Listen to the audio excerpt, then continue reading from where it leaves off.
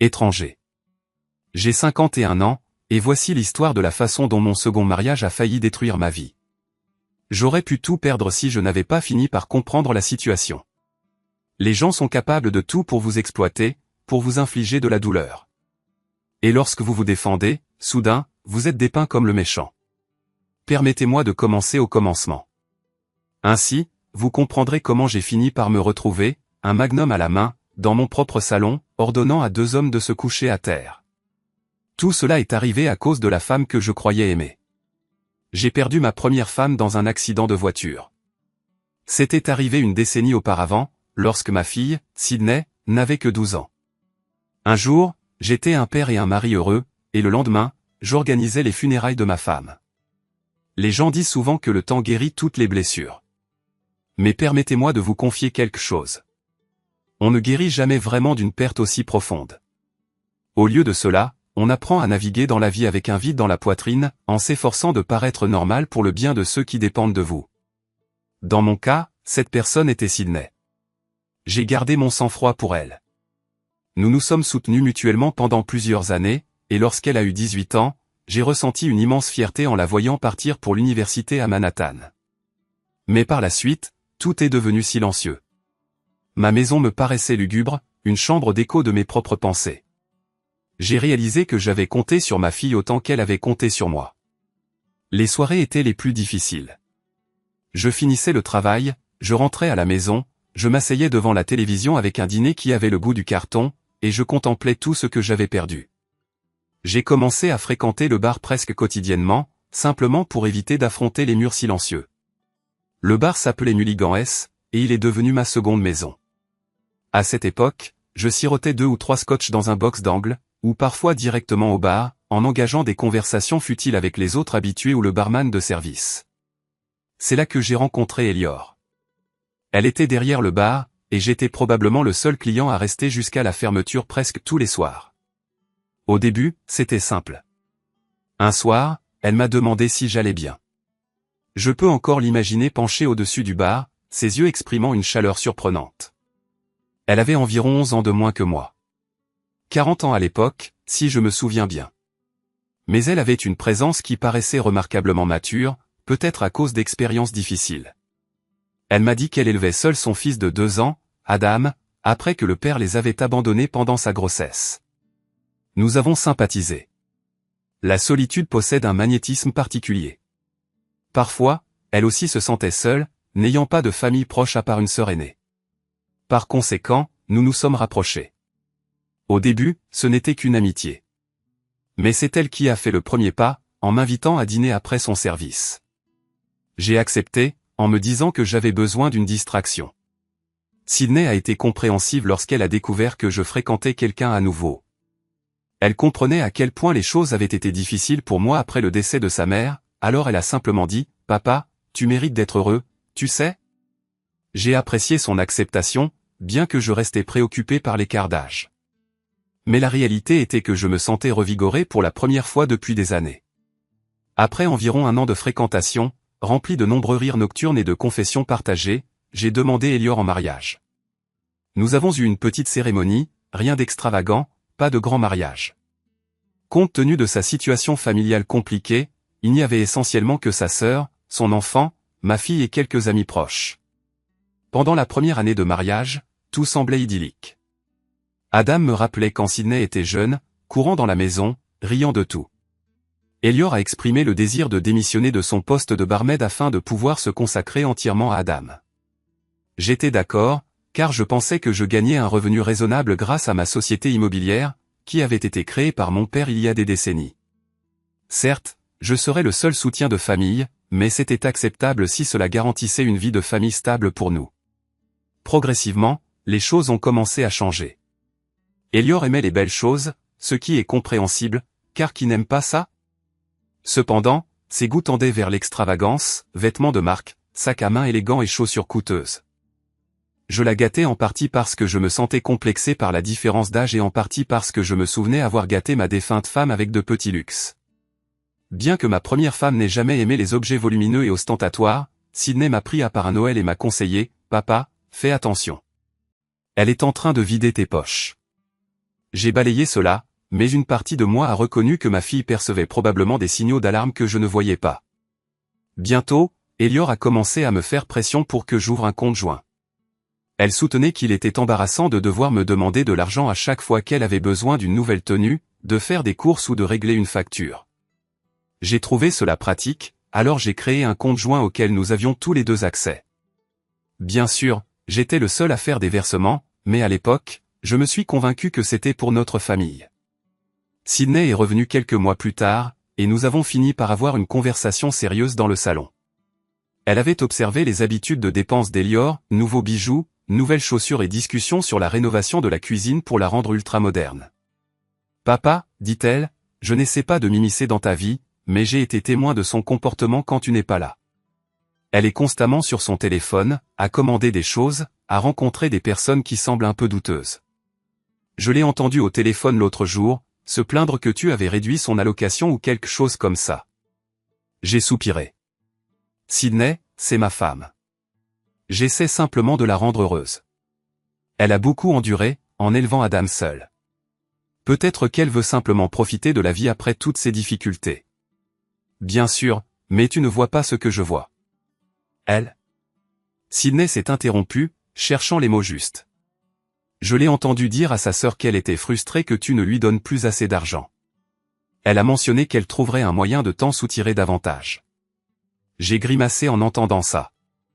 M'en soutirer davantage? Allons, Sid, c'est une façon bien dure de le dire. Elle n'est pas faite pour toi, papa, insista Sydney. Je suis sérieuse. Elle a une aura particulière. Je déteste le dire, mais elle se comporte comme si tu lui devais quelque chose. Comme si tout ce que tu possèdes devait lui appartenir. Et ça s'intensifie. Eh bien, tu l'interprètes peut-être mal, ai-je répondu, forçant un rire léger pour détendre l'atmosphère. Au fond de moi, cependant, ces paroles m'ont blessé. J'apprécie que tu veilles sur moi, mais tu es jeune. Tu ne comprends peut-être pas tout. Elle a croisé les bras, offensée. Très bien. Je te dis juste ce que je vois. Ne viens pas pleurer quand tout s'effondrera. Je suis devenu sur la défensive, frôlant la colère. Pourquoi tu dis ça? Elle secoua la tête. Parce que je suis inquiète pour toi. Maman est décédée, et tu es seule depuis si longtemps que tu ne reconnais peut-être pas l'évidence. Sois juste prudent, d'accord? Je détestais me disputer avec ma fille. Mais elle est partie ce soir-là, les yeux brillants. Ni l'un ni l'autre ne s'est excusé. Avec le recul, elle avait tout à fait raison. Cependant, à l'époque, je m'accrochais à l'illusion que ma deuxième femme était simplement mal comprise. Les exigences d'Elior sont devenues de plus en plus excessives au cours de l'année suivante. Chaque fois que je versais de l'argent sur le compte joint, il semblait disparaître encore plus rapidement. J'ai décidé de réduire le montant, ce qui a provoqué des disputes quotidiennes. Tu me fais mourir de faim, sifflait-elle, les bras croisés. Je verse suffisamment d'argent pour les courses, les factures, les frais de scolarité d'Adam, plus un supplément. Comment ça, je te fais mourir de faim? Tu veux que je mendie, c'est ça? Tu penses me rendre service, mais tu sais quoi? Tu as de la chance que je t'ai même choisi, parce que tu ne mérites certainement pas une femme plus jeune, surtout une femme qui me ressemble. Elle a craqué. Ces mots ont coupé comme un couteau. J'ai essayé de maintenir la paix, mais elle est devenue encore plus méchante.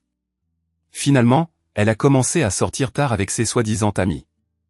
Je rentrais du bureau de l'agence immobilière vers 7 ou 8 heures du soir, et la maison était vide, à l'exception d'Adam, parfois en train de regarder des dessins animés tout seul, où elle le déposait chez sa sœur pendant des jours entiers. Notre deuxième anniversaire de mariage est arrivé et a été célébré avec un dîner forcé. Elle m'a à peine regardé à la lueur des bougies. J'ai essayé d'aborder des sujets normaux. Les nouvelles activités d'Adam à l'école, la possibilité de faire un voyage le week-end, mais elle n'a fait que texter sur son téléphone pendant tout le repas. Le lendemain, elle a proféré une menace critique sur la façon dont je la poussais à bout, et je ne comprenais pas ce qu'elle voulait dire, mais j'allais bientôt le découvrir. C'était un lundi, vers 2 heures de l'après-midi, quand j'ai décidé de quitter le travail plus tôt.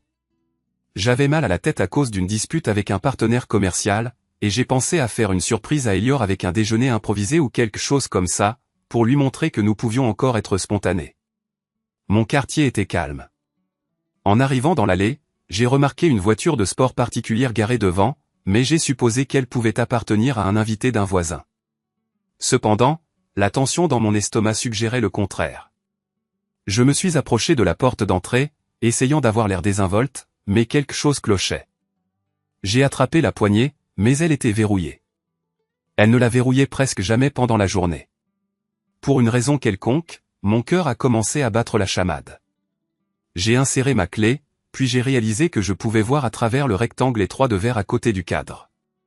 À l'intérieur, j'ai entendu des voix, étouffées. Je me suis figé. Un gouffre s'est ouvert dans mon estomac. Je me suis faufilé jusqu'à la fenêtre latérale, soulevant délicatement le coin du rideau.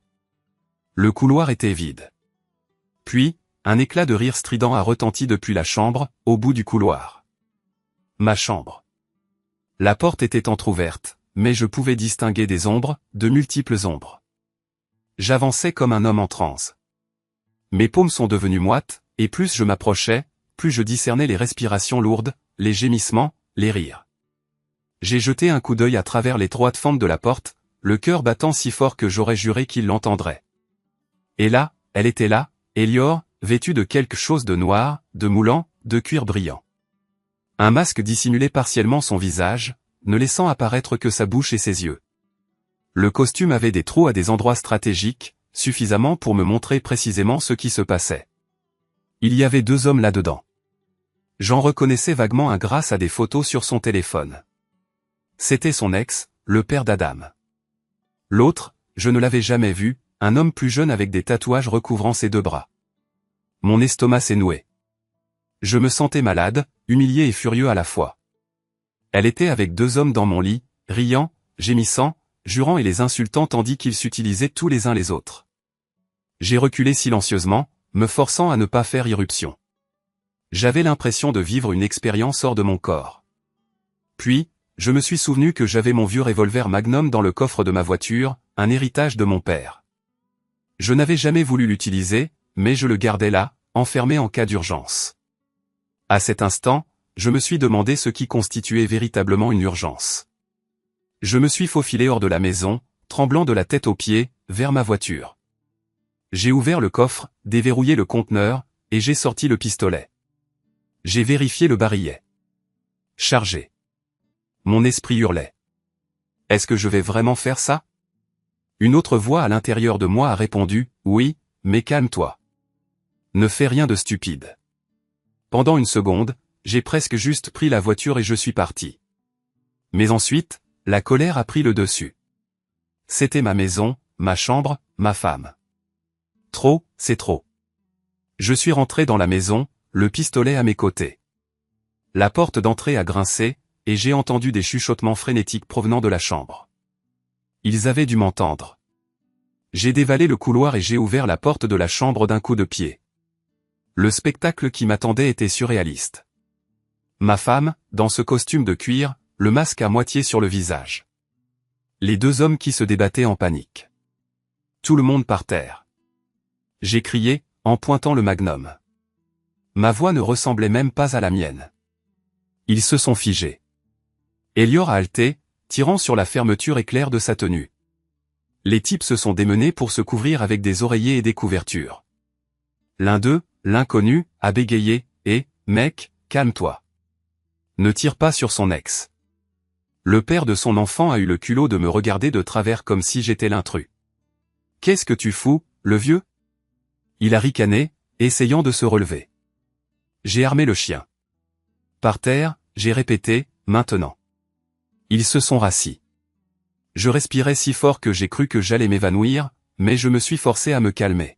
« Toi. » J'ai lancé à Elior. « Enlève ce stupide masque pour que je sache que c'est bien toi. » Elle l'a lentement soulevé, les larmes brillant dans ses grands yeux. « Chérie, ce n'est pas tais-toi. » J'ai sorti mon téléphone de ma main libre, j'ai activé la caméra vidéo et je l'ai pointé sur son visage. « Décline ton nom, puis avoue exactement ce que tu fais. » Elle fixait, tremblante. « S'il te plaît, ne fais pas ça. »« Dis ton nom », j'ai aboyé. « C'est Elior », a-t-elle murmuré. « Je suis ta femme. »« Je le suis. » « Explique ce que tu fous ici. » J'ai pris une inspiration tremblante, en m'assurant que le téléphone était bien pointé. Dis-moi que tu me trompes en ce moment, devant la caméra. Sa voix tremblait. Oui, je te trompe, mais... J'ai orienté la caméra vers les types au sol. Et ces deux minables, l'un d'eux est ton ex. Le père d'Adam? Ouais. Elle a acquiescé. Oui, c'est lui. Et l'autre, c'est juste. Juste un ami, hein? J'ai ricané, décidant que c'était assez de preuves pour une journée. J'ai baissé mon téléphone et je leur ai tous adressé un regard froid et impassible. Vous avez 3 minutes pour foutre le camp de ma maison. Compris? Ce deuxième type s'est pratiquement jeté sur ses pieds, attrapant ses vêtements, enfilant ses jambes dans son pantalon. Il l'a remonté si vite qu'il a failli tomber. L'ex d'Elior était moins coopératif. Il a ricané à nouveau. Tu crois que tu peux agiter ton flingue et me donner des ordres? J'ai tiré une balle dans le plafond, l'explosion résonnant sur les murs. De la poussière de plâtre a plu. Tous les trois ont hurlé. Mes oreilles bourdonnaient comme si un canon venait de tirer. Puis je me suis jeté en avant et j'ai giflé l'ex si fort que ma paume me brûlait. Il a trébuché en arrière, les yeux écarquillés. Tu en veux plus? J'ai sifflé, l'adrénaline montant en flèche. Essaie. Il s'est dépêché de remonter son pantalon, en marmonnant des insultes tout en reculant. Une fois qu'ils ont été habillés, si on peut appeler ça comme ça. J'ai fait un geste avec le canon du magnum. Foutez le camp, maintenant. Ils se sont enfuis. Elior, les larmes ruisselant sur son visage, a essayé de dire quelque chose, mais j'ai simplement répété, dehors. Elle n'a même pas pris la peine de s'habiller complètement, c'est juste jeter un long manteau sur le ridicule costume de cuir, puis a suivi les hommes hors de la porte, en sanglotant. Je restais là, mon corps tremblant comme une feuille au vent, l'arme toujours à la main. Je ne savais pas si je devais pleurer, casser quelque chose ou m'effondrer. Je n'ai presque pas dormi cette nuit-là. Au lieu de ça, j'ai fait une valise et me suis rendu dans un motel miteux à la périphérie de la ville. Le lendemain matin, je suis passé à la maison. Pour autant que je sache, Elior était parti, espérant qu'elle séjournait chez sa sœur ou l'une de ses soi-disant amies. Tout d'abord, j'ai changé les serrures, porte d'entrée, porte arrière, même le code du garage. Si elle voulait quoi que ce soit, elle devrait me parler par l'intermédiaire d'un avocat. Ensuite, j'ai rassemblé ses vêtements, ses chaussures, tous ses sacs à main et accessoires, je les ai chargés dans des sacs poubelles.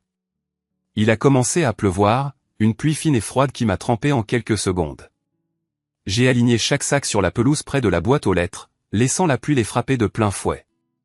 C'était comme un symbole, comme si je lavais le désordre qu'elle avait apporté dans ma vie. Quand j'ai eu fini, j'étais trempé jusqu'aux os et physiquement épuisé, mais mon esprit était plus vif qu'il ne l'avait été depuis des années. J'ai verrouillé la maison et suis retourné au motel, me fichant de savoir si les voisins voyaient ou jugeaient. C'était la guerre, et j'en avais fini de jouer les gentils. Tard cet après-midi-là, j'étais dans la maison pour prendre encore quelques effets personnels quand j'ai entendu des pneus crisser dehors. J'ai regardé par la fenêtre et j'ai vu la voiture d'Elior arriver. Elle est sortie, scrutant frénétiquement la propriété, apercevant toutes ses affaires sous la pluie. Ses cheveux étaient plaqués sur son visage par l'averse. Elle s'est mise à hurler des obscénités aux fenêtres, m'insultant. Je n'avais même pas envie d'ouvrir la porte, mais j'ai remarqué qu'elle avait un passager, son ex, le même crétin que la veille. Il est sorti et a monté les marches de l'entrée en tenant un pied de biche. Mon sang s'est glacé. Quel culot, ce tas d'ordures. Ouvre. Il a rugi en frappant le pied de biche sur la porte. Tu ne peux pas simplement la mettre à la porte. C'est sa maison aussi. J'ai pris mon magnum sur la table d'appoint, et j'ai crié à travers la porte, dégage de mon Porsche. Il a enfoncé le pied de biche dans le cadre de la porte, faisant craquer le bois. Elior sanglotait. Laisse-moi entrer, espèce de psychopathe. Ce sont mes affaires dehors. Tu ne peux pas me faire ça. Je suis ta femme. Faux, ai-je rétorqué. Tu as cessé d'être ma femme le jour où tu as décidé de partager ce lit avec deux types. J'ai entendu un craquement sinistre alors que l'ex essayait de coincer le pied de biche dans la porte. C'est alors que je l'ai ouverte d'un coup, l'arme à la main, pointée droit sur lui. Si tu balances ce pied de biche une fois de plus, je vise droit ton entrejambe. C'est ma propriété. Tu veux me tester? Il s'est figé. La rage dans ses yeux a laissé place à la peur. Elior a crié, « Arrête, tu es fou. » Ah bon? Ai-je craché. Je ne paraissais pas si fou quand tu dépensais mon argent et vivais dans ma maison. Lex m'a jaugé, le pied de biche tremblant dans son poing. Puis, il a semblé se souvenir de l'arme. Il a juré, a tourné les talons et est retourné à la voiture en grommelant. Elior m'a jeté un dernier regard, les yeux brillants de haine. Puis, elle a couru après lui et a sauté sur le siège passager. Ils sont partis en trombe, laissant les sacs poubelles de ses affaires trempés sur la pelouse. J'ai soigneusement refermé et verrouillé la nouvelle porte. Mon cœur battait la chamade. J'avais du mal à croire ce qui venait de se passer, mais au moins elle était partie. On pourrait croire que c'était la fin de l'histoire. Pas du tout. Environ une semaine plus tard, un huissier m'a remis une assignation à comparaître en divorce. Elior alléguait toutes sortes de choses. Cruauté, négligence, comportement dominateur. Elle réclamait un demi-million de dollars sur un fonds en fiducie qu'elle pensait être le mien. Elle ignorait que ce fonds n'a jamais été le mien. Mes parents l'avaient constitué il y a des années, et il était légalement légué à ma fille, Sydney. Mais Elior avait entendu une conversation à ce sujet lorsque j'étais au téléphone avec le comité de fiducie, avait tiré des conclusions hâtives et avait apparemment décidé qu'un demi-million était son ticket de sortie de ce mariage. J'ai engagé un bon avocat, spécialisé dans les divorces conflictuels. Il a lu les papiers, puis m'a regardé et m'a dit, « Laissez-moi deviner, elle dépense de l'argent à flot, fait la fête, traîne avec des losers. Et maintenant, elle en veut au bien de votre famille. » J'ai raison? Cela résume assez bien la situation, ai-je répondu avec ironie. Il m'a donné quelques conseils sur la façon de protéger ce qui m'appartenait et sur la façon de gérer les éventuelles demandes de pension alimentaire ou de contribution à l'entretien de l'enfant. Je lui ai tout raconté, comment j'avais essayé d'être bon avec son fils, en payant la nouvelle école d'Adam, comment elle avait tout gâché, et comment elle m'avait trompé. Il a acquiescé, a pris des notes et a dit, conservez chaque bribe de preuve. Nous pourrions en avoir besoin. J'étais épuisé par ce drame. Je voulais juste que ça se termine. Si elle voulait me quitter, qu'elle le fasse. Mais qu'elle pense pouvoir emporter une fortune dans la foulée était une insulte. Au lieu de signer les papiers immédiatement, je les ai laissés de côté. Elior et son avocat ont tenté de proposer un règlement à l'amiable. Payer le demi-million, ont-ils dit, et c'est fini. J'ai refusé. Discrètement, j'ai retiré mes fonds du compte joint et les clôturé en raison du divorce en instance. Elle a perdu la tête en recevant cette notification, m'envoyant des SMS et des messages vocaux ignobles, me menaçant de me ruiner. J'ai tout gardé, chaque message. Pendant ce temps, elle publiait des photos sur les réseaux sociaux avec son nouveau petit ami, oui, le même ex et père de son enfant, dans des restaurants chics, des spas, sur des plages paradisiaques. J'ai compris qu'elle dépensait les derniers fonds du compte joint dans ses voyages, donc au moins, cela ne venait plus de mes fonds propres. Elle a essayé de se servir de moi pour la pension alimentaire, mais je n'étais que le beau-père, et il lui serait difficile de prouver que j'avais une obligation légale envers l'enfant, surtout après tout ce que j'avais fait en payant une scolarité qu'elle a gaspillée. Mon avocat m'a conseillé de la laisser s'enfoncer, et c'est ce que j'ai fait. Le jour de la première audience, je suis arrivé vêtu d'un simple costume cravate. Elle était là dans une robe moulante de créateur, coiffée, manucurée. Son nouveau petit ami était à ses côtés, me lançant un sourire narquois. J'ai fait un signe de tête. Il a répondu par un rictus. Alors que nous prenions place, je pouvais presque sentir sa confiance. Elle croyait vraiment qu'elle repartirait avec un demi-million. Son avocat a commencé à énumérer ses accusations selon lesquelles j'étais violent, que j'étais tyrannique avec les finances. Ils ont brossé le portrait d'un tyran qui refusait de donner à sa femme aimante suffisamment d'argent pour ses besoins élémentaires. Puis, ils ont exigé une part directe de mon fonds de fiducie. Mon avocat, aussi calme que possible, s'est levé et a expliqué que le fonds de fiducie en question n'avait jamais été ma propriété. Il appartenait à ma fille. Il possédait tous les documents pour le prouver, y compris le testament de mes parents, qui était signé, scellé et juridiquement contraignant. Au moment où il a déclaré cela, j'ai observé un tressaillement sur le visage d'Elior. Elle s'est penchée vers son avocat, paniquée. Ils ont tenté de changer de stratégie, affirmant que, même si le fonds de fiducie était exclu, elle devrait au moins recevoir la maison au départ dans mon entreprise. Mon avocat a esquissé un léger sourire et a déclaré que mes parents, décédés, avaient également placé la maison et les actifs de l'entreprise dans le fonds de fiducie. Encore une fois, ceci appartenait à ma fille. Je n'étais en réalité qu'un gestionnaire, sans aucun droit de propriété direct qu'il puisse saisir. Le visage d'Elior est devenu cendré, couleur craie. Elle a demandé une brève suspension d'audience, mais le juge a refusé. C'est alors qu'elle a tenté une manœuvre désespérée. Il est également responsable de mon enfant.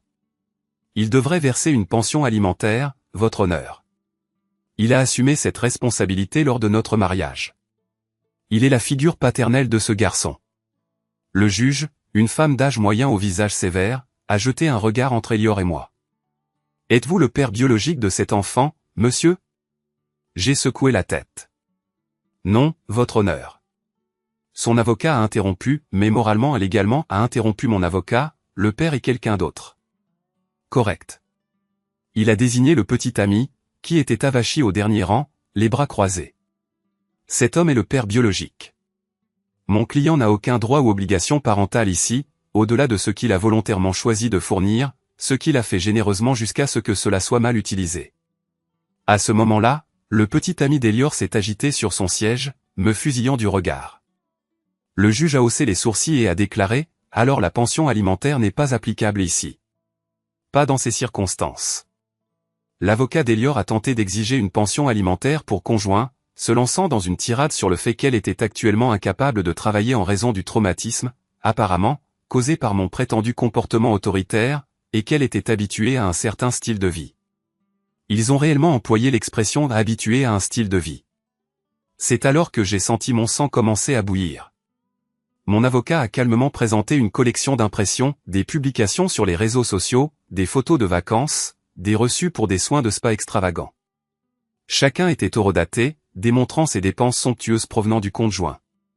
Il a ensuite fait écouter plusieurs de ses messages vocaux et a lu des transcriptions de ses SMS, qui étaient remplis de jurons et de menaces. La dernière pièce à conviction était sa propre publication, se vantant qu'il gaspillait l'argent de Hublou. Le juge semblait de plus en plus peu impressionné. Madame Elior, a-t-elle dit, est-il exact que vous n'avez pas eu d'emploi stable depuis plus d'1 an et demi? Elior a commencé à balbutier qu'elle devait se concentrer sur l'éducation d'Adam, mais le juge a souligné qu'Adam était souvent laissé avec sa sœur ou seul à la maison. Ses arguments ont commencé à s'effondrer. Finalement, le juge a déclaré, « Je rejette vos demandes pour le moment.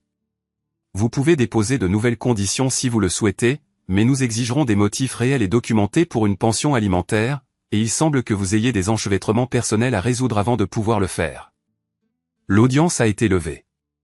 Elior avait l'air prête à tuer quelqu'un.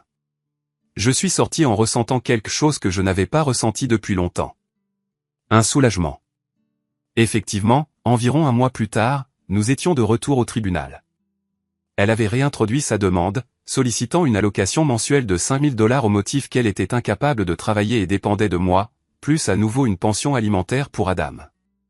Mon avocat avait passé le temps imparti à bâtir une forteresse de preuves, d'autres textos de sa part, d'autres preuves de ses habitudes de fête, et une chronologie claire de la façon dont elle avait épuisé mes ressources pour son propre luxe.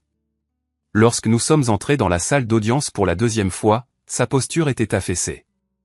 Elle portait toujours une robe coûteuse, mais l'éclat vif et arrogant avait disparu.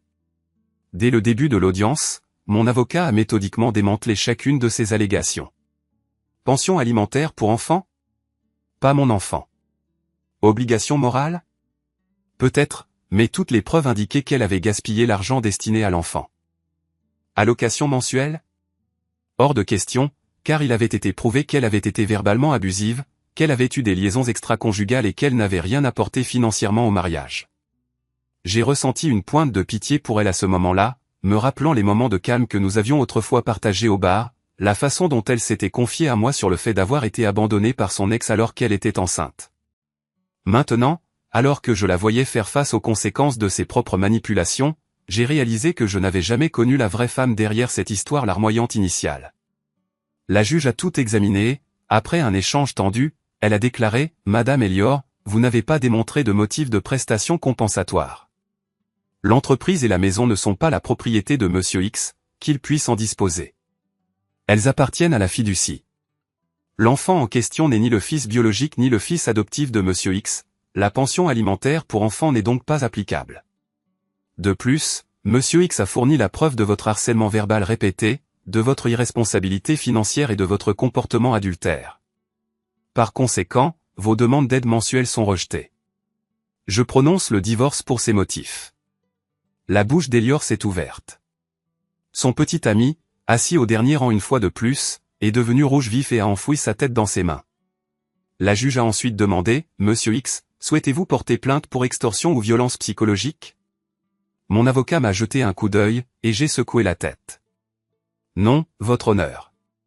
Tout ce que je désirais, c'était être libéré de tout cela. » La juge a acquiescé. Soit. Par conséquent, ce divorce est finalisé.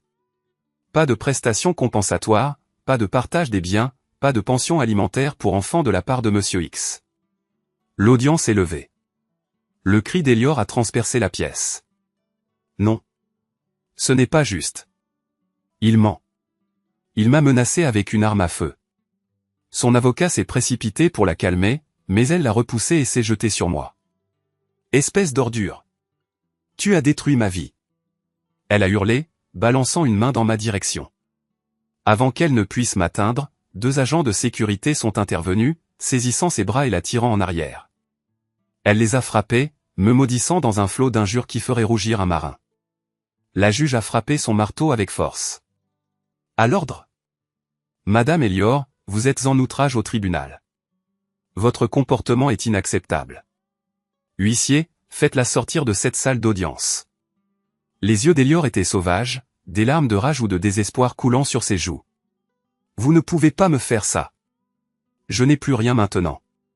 Rien. Elle s'est tordue, mais les gardes ont tenu bon. La juge a soupiré, se frottant la tempe. En raison de cet éclat, j'impose une amende de $2000 pour outrage au tribunal. Vous serez également escorté hors du palais de justice immédiatement. Elle a été forcée de sortir de la salle d'audience, hurlant toutes sortes de menaces creuses et d'insultes. Les personnes présentes dans la galerie chuchotaient et secouaient la tête. Son petit ami a tenté de suivre, mais l'un des agents de sécurité l'a arrêté jusqu'à ce que le couloir soit dégagé. Je suis resté là, stupéfait et embarrassé, soulagé et en colère à la fois. Quand la situation s'est calmée, je suis sorti pour trouver mon avocat qui m'attendait. Il m'a donné une petite tape dans le dos. « Vous avez bien fait », a-t-il dit. J'ai vu ces affaires mal tourner plus d'une fois. Mais vous avez gardé votre sang-froid, vous avez gardé vos preuves en ordre. Elle ne va pas en rester là, ai-je murmuré, fixant la porte par laquelle elle venait d'être traînée. Il a haussé les épaules. Elle ne peut pas faire grand-chose de plus légalement. Le tribunal a rendu sa décision. Elle peut faire appel, mais il est peu probable que cela change quoi que ce soit. Je suis rentré chez moi en me sentant engourdi. Une partie de moi la plaignait. Elle n'avait vraiment plus rien. Mais encore une fois, chaque trou dans lequel elle était tombée était un trou qu'elle avait creusé elle-même, ignorant le bien-être de son propre fils au profit des fêtes et des sensations fortes. Quelques mois plus tard, j'ai entendu des rumeurs sur la spirale descendante d'Elior. Il s'est avéré que l'ex, le père de son enfant, l'avait de nouveau mise enceinte, un deuxième enfant avec un homme qui l'avait déjà abandonné une fois. Elle a apparemment emménagé dans une misérable caravane à la périphérie de la ville, vivant des restes qu'elle pouvait obtenir, travaillant occasionnellement à temps partiel quand l'envie lui en prenait. Certains voisins m'ont dit qu'ils l'avaient vue 1 ou 2 fois à la station-service, ayant l'air fatiguée et anxieuse, une ombre de la femme qu'elle était autrefois. Sa vie se désintégrait aussi rapidement qu'elle avait tenté de s'emparer de la mienne. Et bien qu'un étrange pincement de regret m'ait étreint pour l'enfant qu'elle élevait encore, et maintenant un deuxième en route, cela n'était pas de ma responsabilité. J'avais fait tout ce qui était raisonnablement possible pour l'aider, il fut un temps. Elle a choisi la trahison, le chantage et l'avidité. Quant à moi, j'ai passé quelque temps à Manhattan avec ma fille, lui présentant enfin mes excuses pour n'avoir pas cru ses inquiétudes concernant Elior. Elle m'a pardonné, bien sûr. C'est ça, la vraie famille. Elle est là pour vous, même quand vous êtes un imbécile. J'ai vendu une partie de ma société immobilière pour alléger ma charge de travail, me concentrant enfin sur le plaisir de vivre. Voyager, me découvrir de nouveaux loisirs, aller à la salle de sport. Le mariage ne fait plus partie de mes projets, du moins pour l'instant. J'ai eu mon lot de drames, assez pour durer toute une vie. Oh my god, jeg fik chok der. Ja, vi kan godt høre med One Direction. Det er lort, og det første jeg hører, når jeg tog mit headset på. Blank er en fantastisk reparationsvej, og det er det bare.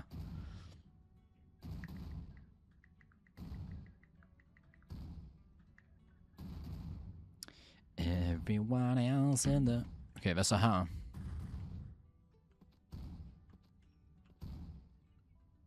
En, to. En, to. En, to. En, to. Okay, hvor kommer næste fra? Er det den, der kommer skrå der, eller hvad? Eller... Okay, de skyder begge to ind over samme gap, right? 1, 2, 3... Please fix den der brightness. Jeg kan jo ikke se noget, hvis jeg skruer ned. Jeg har solskin ind på min skærm. 1, 2, 1, 2.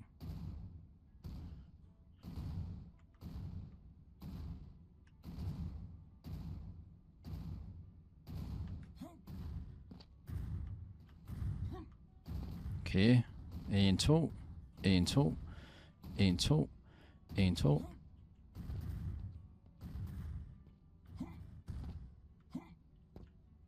Der skal nok komme mus på igen lige om lidt. Promise. Oh my god. Der var no way over at fuck op på den der.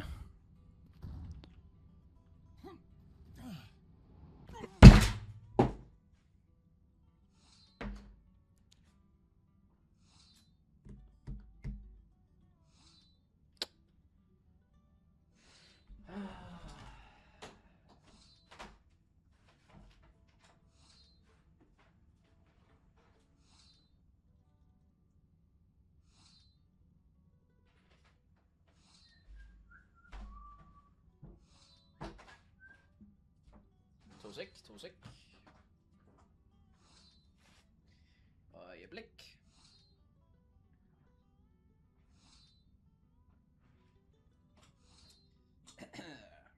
Skal lige tørre noget op.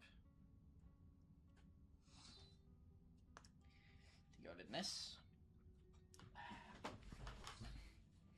A little bit nas. Hjem fra hjemmeadressen. Nå, hej fra hjemmeadressen. Hej, Lea Baben. Tak for klippet. Han brækkede sgu hånden. Nej. Ikke lige den her gang. Men jeg kigger heller ikke, hvor jeg går, kan jeg godt se. Så er det sgu nu. Jeg vil bare sige, Martin, hvis den ikke går, har du været en virkelig god mand, og jeg har nydt din streams. Det er jeg glad for. Held og lykke, Tottenham.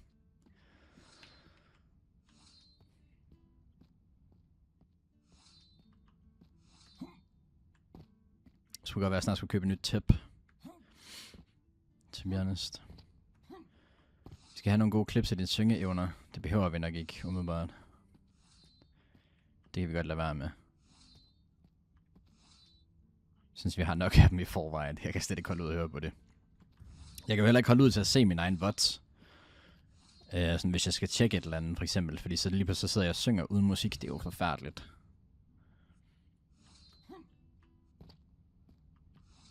Det var dumt. Nej, det var fint, I guess. Okay, så hvad så her? Hvor lang tid brugte du på det her, Liva, sagde du? Ej, ikke det her, hvor jeg... Jeg skulle tage vasketøj, satte en vask over og skal inden længe lave pokeball til aftensmad. Lækkert. Lækkert. En,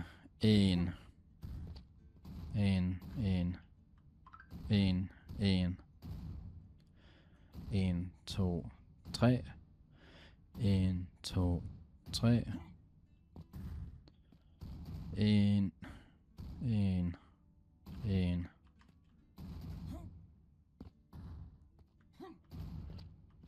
2, 3. 1, 2. Så 2,5 eller hvad? 2,5, 3. Okay, 1.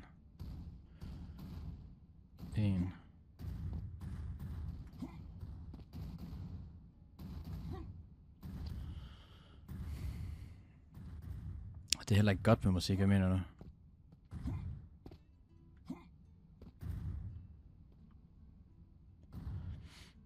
Ses der bold der, det er jo what the fuck? Nå, du har faldet ned for.